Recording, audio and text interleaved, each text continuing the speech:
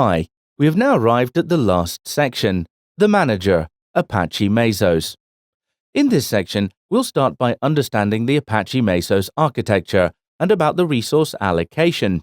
Then, we will learn how to run a Mesos cluster on AWS and a Mesos cluster on a private data center.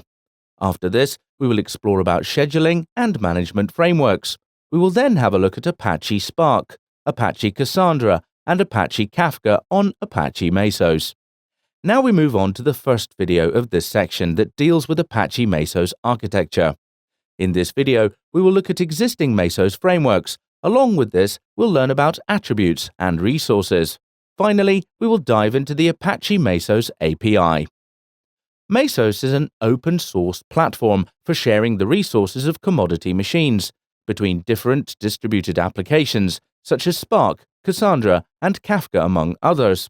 Mesos' objective is to run as a centralized cluster manager that pools all the physical resources of each cluster member and makes them available as a single source of highly available resources for all the different applications. Let's take a simple example. A startup has bought 8 machines for its humble data center. Each one has 8 CPUs and 64 gigabytes of RAM, and previously had a 4-node cluster where each machine had 4 CPUs and 16 gigabytes of RAM. With Apache Mesos, we can make a virtual cluster that emulates a single machine with 8 into 8 plus 4 into 4, that is 80 CPUs, and 8 into 64 plus 4 into 16, which is 576 gigabytes of RAM. So easily we can have, at our fingertips, the power of ancestral mainframes. On this cluster, we can run multiple distributed applications. The sharing of resources improves the hardware utilization and eliminates replication of processes and data across the cluster. Since the beginning, these have been the Mesos objectives. The first being efficiency. Mesos schedules and manages the CPU and memory across the applications or frameworks. It has a high availability. Here again, Apache Zookeeper comes to the rescue. The next one, monitoring interface. Mesos has a fancy non-blocking web UI for cluster monitoring. Also, its objective contains resource isolation. And the last one, scalability. To date, it indicates that the current version supports up to 50,000 nodes.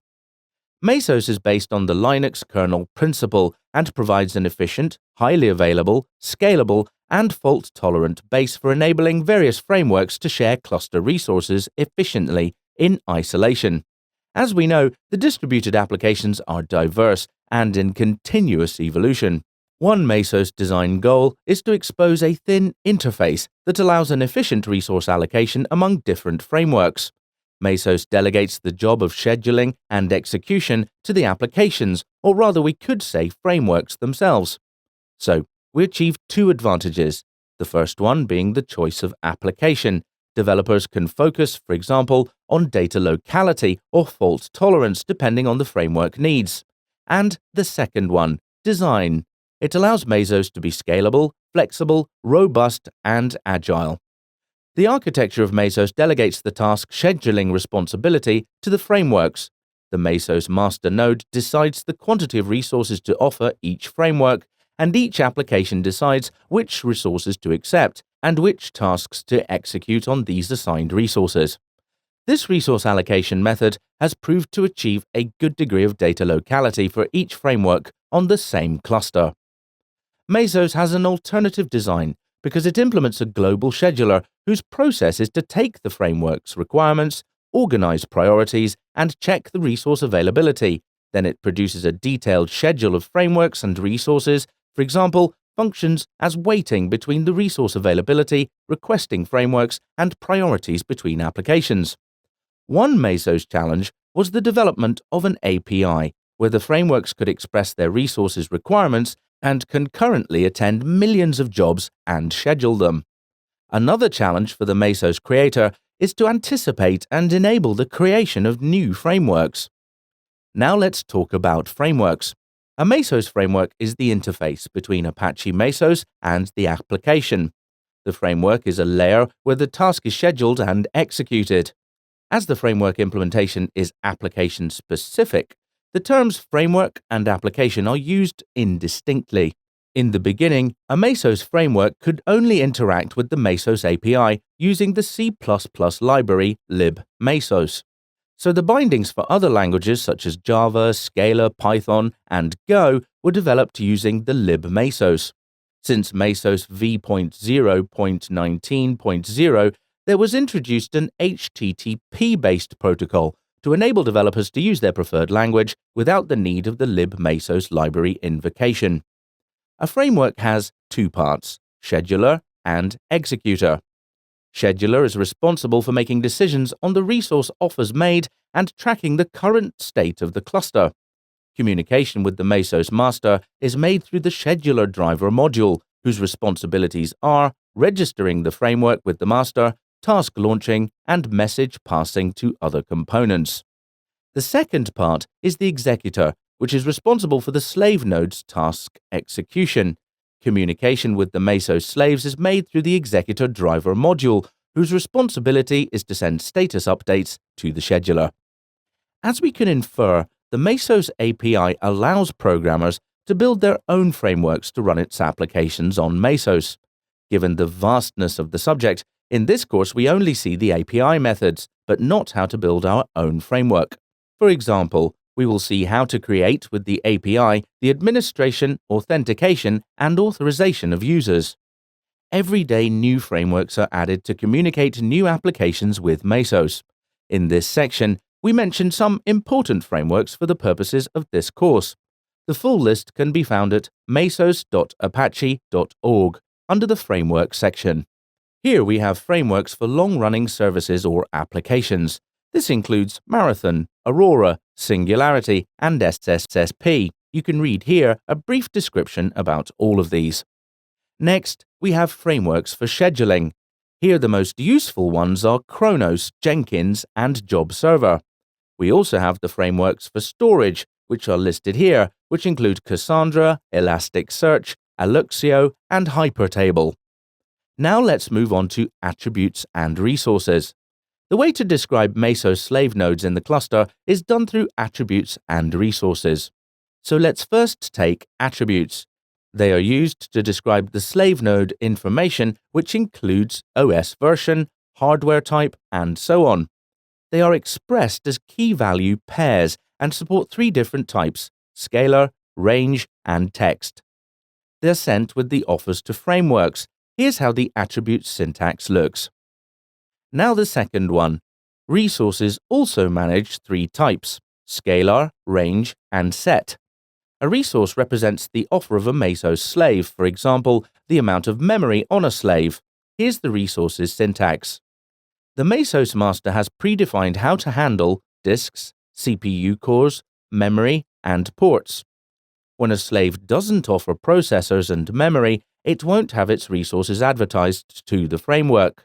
The Mesos Master user interface interprets all the scalars in megabytes, that is not decimal. All is 1024 multiple. For example, the value 16,000 is displayed as 15.2625 gigabytes. Now we can read these example expressions. For this example, our resources are called CPUs, mem, disk, ports, and wallet. The resource CPUs is a scalar with value 36. The resource mem is a scalar with value 65,536. The resource disk is a scalar with value 512000, 512,000. The resource ports is a range of values 20,000 through 24,000 inclusive. The resource wallet is of type set, containing the values X, Y, and Z. Likewise, our example attributes were called rack, zone, OS, level, and keychain. The attribute rack with the text value UVW. The attribute zone with the text value east. The attribute OS with the text value CentOS 5. The attribute level with the scalar value 12. The attribute keychain is of a type range with the values 1000 through 12,000. Let's step ahead and discuss about the Apache Mesos API. As we already said, Mesos has an API that allows programmers to develop custom frameworks to run over the distributed infrastructure. In this case, we show several API methods. How to access the API will be explained further in detail. As mentioned at the beginning of this course, the actor system is present everywhere, and Mesos could not be the exception. Mesos implements the message passing programming model that we already know, allowing the no-blocking concurrent communication between the Mesos components. A simple example, close at hand, is when the scheduler tells an executor to use certain resources. The executor communicates its status update to the scheduler through messages with information related to the executed tasks. The protocol buffers provide the messages and the mechanism to allow developers to define their custom formats and protocols to enable the communication. The Mesos code is open, so we can check the algorithm direct from the source at this website, github.com/Apache.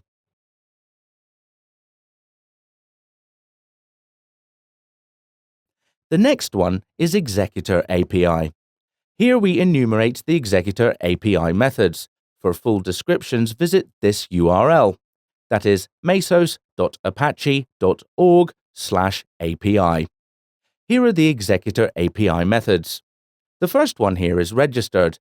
When the executor is connected with Mesos, we register it with this code. Second one, unregistered. The code invoked when the executor re-registers with a restarted slave. Third is disconnected. This is the code invoked when the executor becomes disconnected from the slave. Next is launch task. This is the code invoked when a task has been launched on this executor. Then comes kill task. Here's the code invoked when a task running within this executor has been killed. Then we have framework message, where this code is invoked when a framework message has arrived for this executor. After this, we have shutdown, which has this line of code invoked when the executor should terminate all of its currently running tasks. And the last one is the error. Here's the code invoked when a fatal error has occurred with the executor and executor driver. You can browse through this website to learn more about Executor API methods. Now let's talk about Executor Driver API. Here we enumerate the Executor Driver API methods. For a full description, you can visit this website. Let me show you the Executor Driver API methods. Here, the first one is start.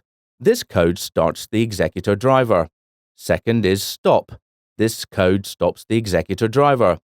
Third, abort. This code aborts the driver so that no more callbacks can be made to the executor. Then comes join. This code waits for the driver to be stopped or aborted. We also have run. This code starts the driver and immediately calls the join method. The next one is send status update. This code sends a status update to the framework scheduler. And the last one, send framework message. This code sends a message to the framework scheduler. Now let's move on to the Scheduler API. Here we enumerate the Scheduler API methods. For a full description, visit this URL. Let me show you the Scheduler API methods. Disconnected. This line of code is invoked when the scheduler becomes disconnected from the master. Here we have the first one as re-registered. This code is invoked when the scheduler re-registers with a newly elected Mesos Master. Second is the re-registered. This line of code gets invoked when the scheduler re-registers with a newly elected Mesos Master. Then follows resource offers. This code is invoked when resources have been offered to this framework. Next, offer rescinded. This code is invoked when an offer is no longer valid. Status update. This code is invoked when the status of a task has changed. After this, we have framework message. This code is invoked when an executor sends a message. Disconnected. This line of code is invoked when the scheduler becomes disconnected from the master.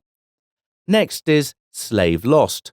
This code is invoked when a slave has been determined unreachable. Then executor lost. This code is invoked when an executor has exited or terminated. Error. This code is invoked when there is an unrecoverable error on the scheduler or driver. Lastly, let's take a look at Scheduler Driver API. Here we enumerate the Scheduler Driver API methods. For a full description, visit mesos.apache.org under scheduler-driver.html. Let's go through the Scheduler Driver API methods.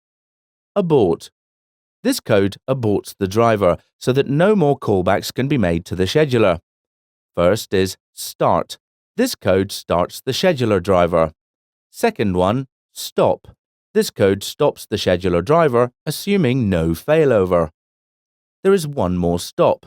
This code stops the scheduler driver. Then abort, which aborts the driver so that no more callbacks can be made to the scheduler. Then follows join. This code waits for the driver to be stopped or aborted, possibly blocking the current thread indefinitely. Run. This code starts and immediately joins the driver. We also have request resources. This code requests resources from Mesos. Then we have launch task, which launches the given set of tasks. There are many more methods of the Scheduler Driver API, which you can go through here. Cool! That was quite a long video. Here we have learned about the Apache Mesos architecture.